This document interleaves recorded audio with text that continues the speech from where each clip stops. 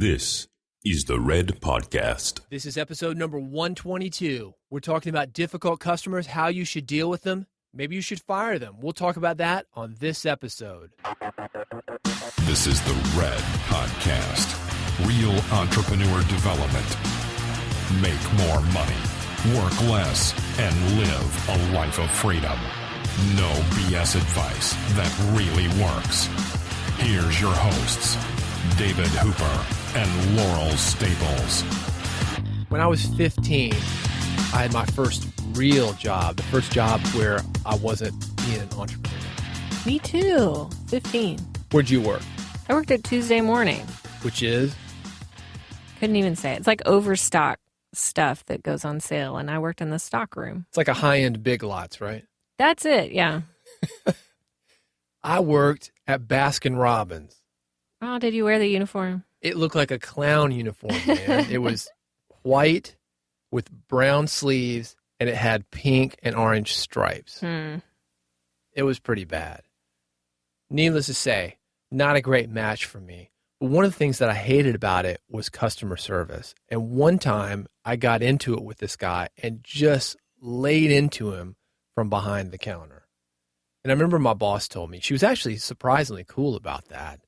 She said, let me do that if you ever have any problems. I want to know what pissed you off so much that you started going off on an ice cream customer. I don't remember. I just had a bad attitude about working even from that age. That was the first real job that I'd had.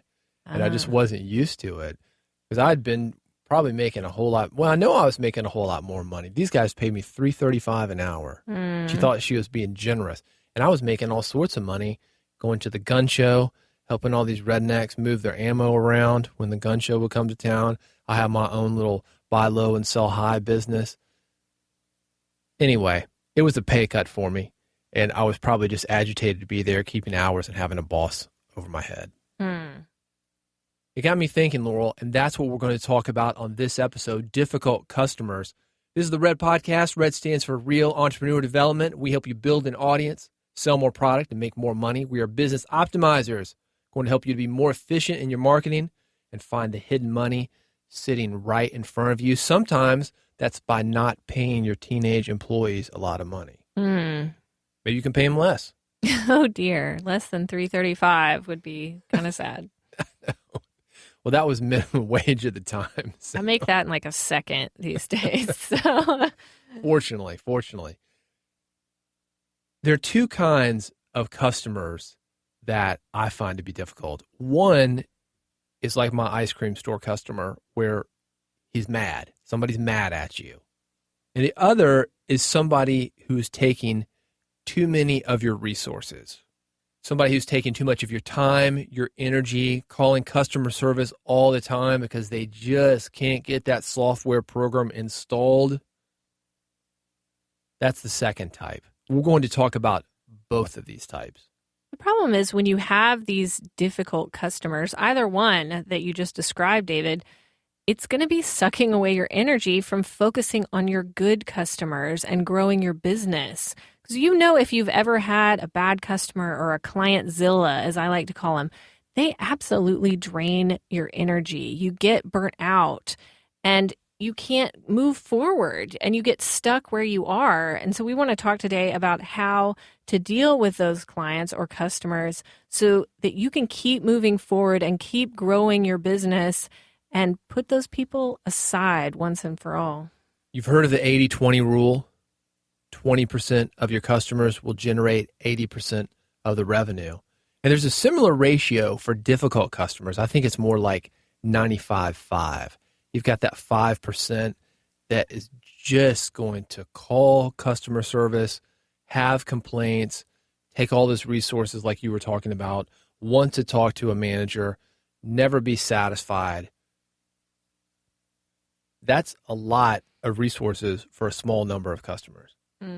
What happens when you get a bad customer? What's the first thing, Laurel? The first thing you want to do is listen to that customer because your customers are important. They're giving you data, they're giving you feedback. And if you don't listen, you're going to be missing out on critical information coming your way. So you want to listen. And You don't need to say you're sorry right off the bat, but you need to hear them, maybe repeat back what they're saying so that they know you've heard them, listen to their viewpoints, listen to their feelings, really get underneath it, and don't take it personally. This isn't about you. This is about them.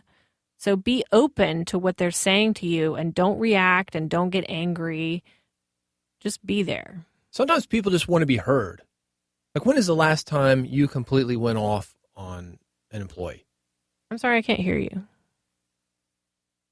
You're trying to be funny. We got a comedian here on Red Podcast.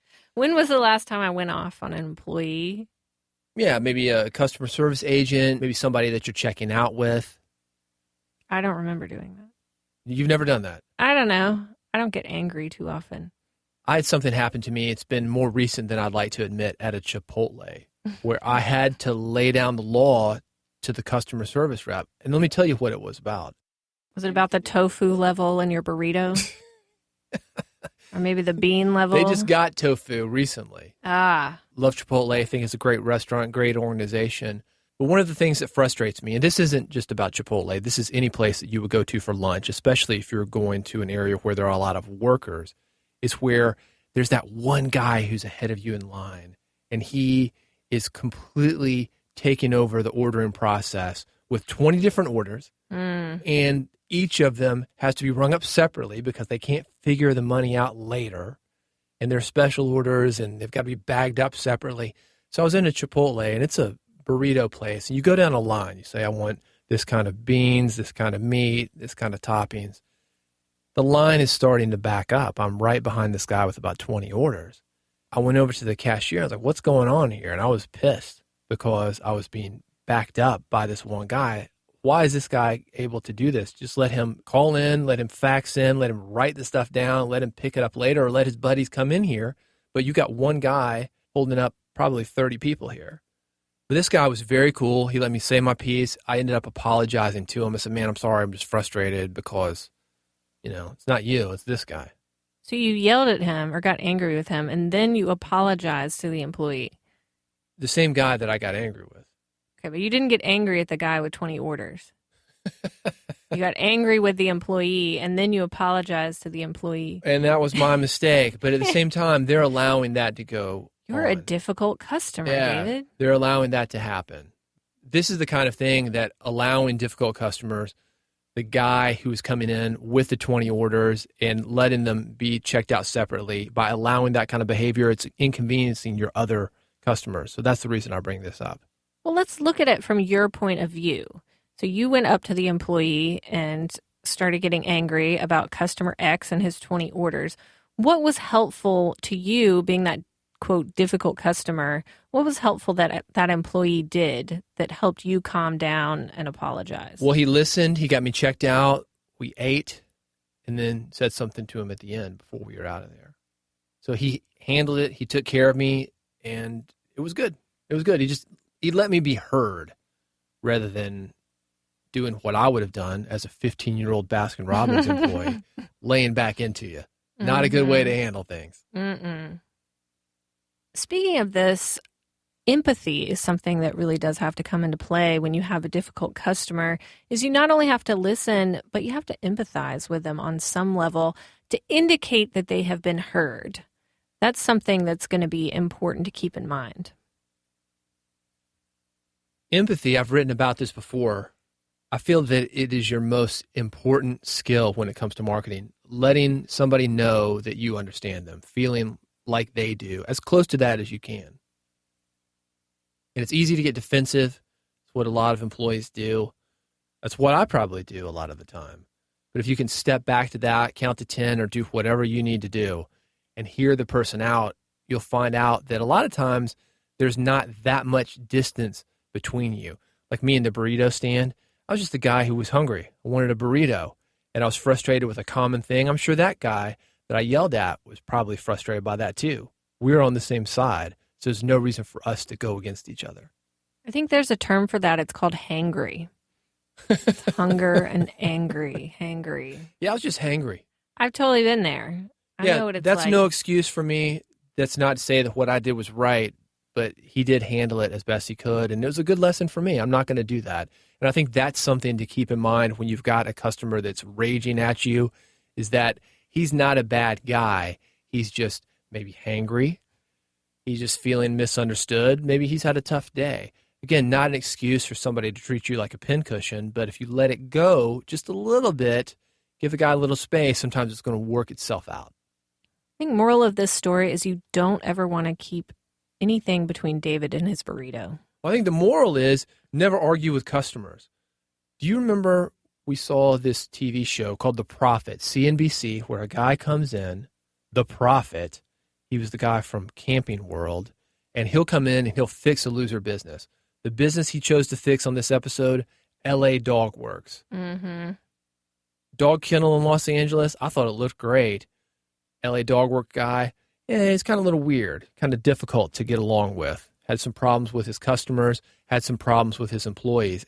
And after the show, I went and looked at this guy on Yelp. I was curious to see what customers really felt about him because, sometimes those reality shows, they're edited. And what was interesting to me was that this guy had all sorts of bad reviews, and he was going on Yelp and arguing with every single one of them. He had a lot of anger that he was processing, and he was taking it out on Yelp big time, which to him, he was looking at all these difficult customers and all these people that were against him and all of this stuff, and he is lashing out at people. You are never going to get to where you want to go if you are dealing with difficult customers in that manner. No way. Most people aren't as angry as him, but just as an example. Because everybody gets to see your conversation. Now, you think about me as the 15-year-old kid in Baskin-Robbins back in the 80s. Now, these days, somebody would have pulled out a cell phone, they would have videoed it, and before I could have gotten off my shift, it would have been on YouTube, and it could have had 100,000, maybe more hits on it. Totally. Some kid goes off on a guy at Baskin-Robbins. Not good. Not good for me, not good for my employee, not good for anybody. And that's the kind of stuff that happens, even if it's not videoed, when you start arguing with people on something like Yelp. We see it all the time with authors on Amazon. This just drives me crazy when an author will jump in having a conversation with somebody who rated his book 1 star, maybe 2 stars, and start arguing with them. Hey, man, look, the book isn't for that guy. You don't need to try to convince him he didn't like it. You can't win those kind of arguments. I think that happened with you where someone didn't like your book on there and you just go on there and like, hey, I'll refund your money. Like, it's not a big deal. Like, you're not trying to convince this guy of anything. Yeah, send me your address. I'll send you your money back. Done. Yeah. Sorry, you don't need it to wasn't engage. Engaging makes it a whole lot worse because so many people, we have this ego that makes us want to win. We want to win the situation. And when you have a difficult client, there's no winning in that case. The only way to win is to part with that client or customer in a way that you're both okay.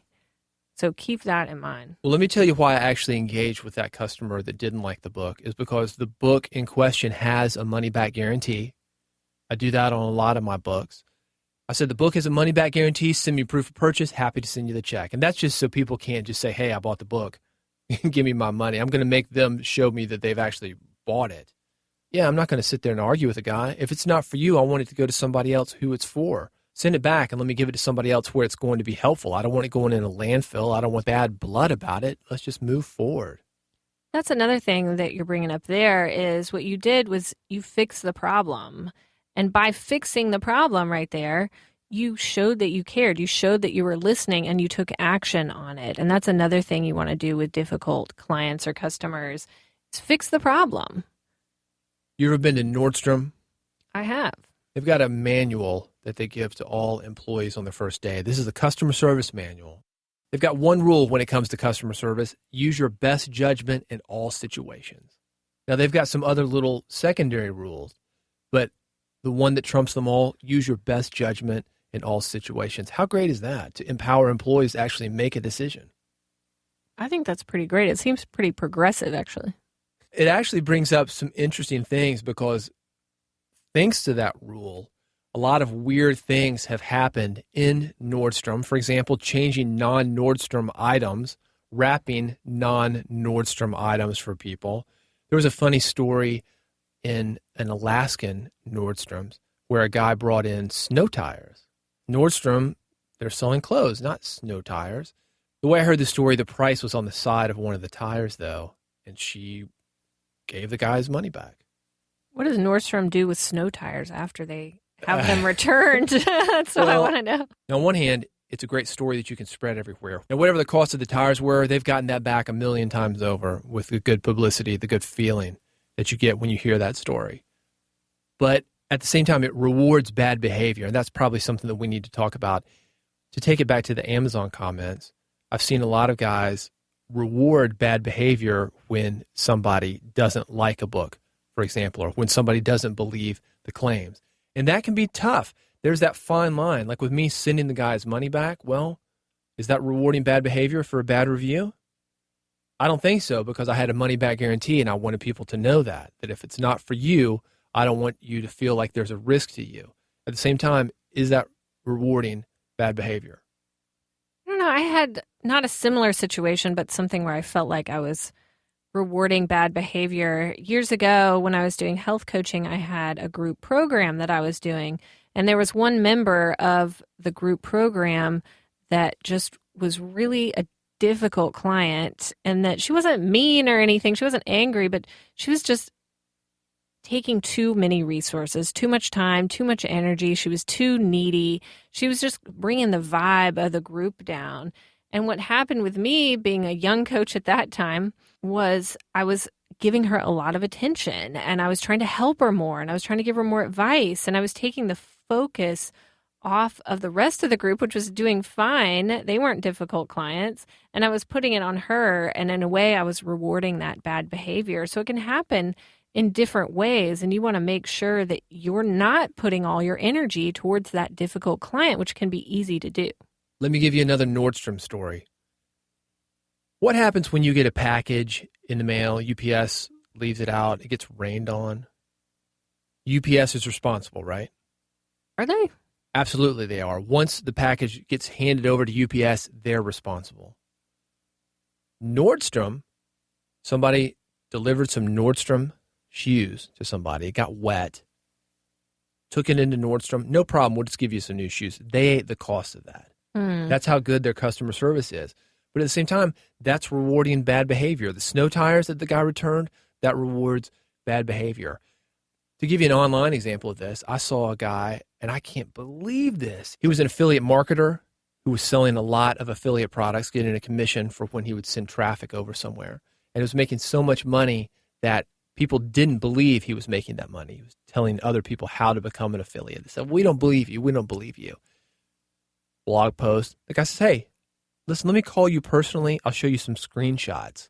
I'll show you that it's true. So there's one guy out of dozens and dozens of people that were responding to this blog post that didn't believe this guy was for real. And he called the one guy. It's exactly what you were saying. The one guy was taking all the resources from the other 99 people that actually did believe him, that were already fans. And you're not going to convince people. You can't do it. Even if you were to call somebody and prove it, it's like winning an argument on the internet. You're not going to do it. How many arguments do you get into on the internet? I don't get into any. Well, I can't say that. I mean, we look, you're going to get into some whether you mean to or not. There are a lot of jerks on the internet, right? But, you know, there's guys that sit in their mom's basement and they're getting into arguments with you all the time. They're pissed. I like that visual. If you like Obama, they're going to like whoever is against Obama. If you like it, whoever is against Obama, they're going to like Obama. So it's just that kind of vibe that people have. Some people are really working some things out on the internet, and you don't want those people as your customers. And especially if they're not your customers, you don't need to try to win them over. If you're currently reacting and rewarding bad behavior to difficult customers or clients, take a step back from that and look at it from above instead of being in it, and see what your habits are when you get a difficult customer. Because if you are going through rewarding bad behavior time and time again, like these examples that we've given, you're going to reach the point of burnout, and it's not positively impacting your business. So you want to take a step back and reroute your behavior more appropriately. You know why this exists in the first place, right? No. It's because somebody came up with a saying, the customer is always right. That's not true. I think it's true a lot of the time, maybe even most of the time. But I've literally had customers say to me, well, I'm the customer and I'm always right. No, you're not. You're fired. You're fired. And I don't do that lightly. But sometimes you've got to cut your losses. Sprint cut their losses. You know, Sprint, we use them for our phone service. I do know Sprint. They had people calling customer service all the time, complaining, going over, not wanting to pay the bills, paying late. They fired all those people. Hey, sorry, we're not the best mobile phone carrier for you. We think that you're going to do better. Somebody else terminated their contract, didn't charge them any of the early termination fees. They were done. That's pretty progressive. And I've had to do that with some clients as well. It's just saying, look, we're not a good match. I wouldn't say it like this, but you're a difficult client. You're sucking out on my time and energy and resources. And I want to focus on the clients who are actually doing stuff and getting results and I'm a better match for. Sometimes you have to do it. Just cut your losses. It's going to, even though you might not be making that future income from them, like Sprint or like coaching, you are going to be able to make more money in other ways in your business and put the energy into stuff that's working. You can get really good at not even bringing those people on in the first place. I think a lot of the reason that this happens in the first place is because people get desperate for money. They think they can't turn something down, and they start taking on these clients who aren't a match. These signs are usually there before something bad happens. And for me, every time that I saw those signs and I said, look, I'm not going to take on this client. I can see the red flags. They're not a good fit for me. They're going to be a client-zilla. Every time I would say no, a yes would come around. I'd find another perfect client immediately afterwards. So every time I said no, it led to a yes. And if I had said yes to that imperfect client, again, it would have dragged that energy and that time out of me that I wouldn't have found that perfect client. So things work out in that way. I heard a quote that I really liked a couple months ago that was saying, don't try to get the people that hate you to like you. Try to get the people who like you to love you. And you're never going to convert the haters into likers in this case. But you can take the people that already like what you're doing, are already fans of you, are already clients or customers that like you, and turn them into raving fans. That's big picture stuff. That's the reason that Red Podcast, we don't concentrate on the get rich quick stuff. We don't concentrate on what I call the pickup lines, the low level stuff that might make you feel like you're working, but it's not going to help you in the long run. You play your game. And if you do that, you're going to have a lot fewer problems. Laurel, we got the app now. It's available for free. I'm so excited about the app. I downloaded it the first day. It's available on Google App Store, Amazon App Store, and if you've got an iPhone, the Apple App Store. It's free. You can get Red Podcast easily and efficiently. Of course, we're always available at redpodcast.com. That's where you'll find all the back episodes. You can contact me and Laurel directly. You can ask questions, give us episode suggestions. Speaking of iTunes, if you like us, we appreciate it if you leave a rating and review. When you do that, that helps us to come up more frequently in the iTunes search engines. More people find us, and we help to build the real entrepreneur community. Thanks for listening, and we'll see you on the next episode. You've been listening to Red Podcast, Real Entrepreneur Development. Subscribe today using iTunes, Stitcher, or via RSS at redpodcast.com. Whatever the cost of the tires were, they have gotten that back 100 or 1,000 or 2,000, 100,000, a million times.